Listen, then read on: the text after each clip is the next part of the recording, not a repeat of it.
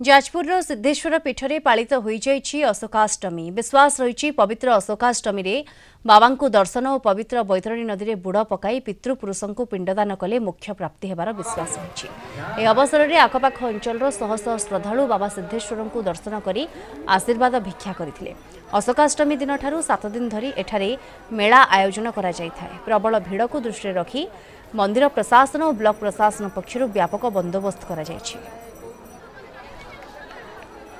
ओडिशार जिते शिव ठाकुर अच्छा ये समस्त ठाकुर ये विराजमान अच्छा ये जिते महालयार जिते पिंड दान सब पड़े किंतु ये सिद्धेश्वर चैत्र मास अशोकाष्टमी पुण्यतिथि ये जी पिंडदान करे पिंडदान तर्पण करे सप्तपुरुष उद्धार हो जाए। समस्त महिला माने भी एवं युवक युवती समस्ते अशोकाष्टमी को बहुत गुरुत्व दे अशोकाष्टमी पालन करूँ।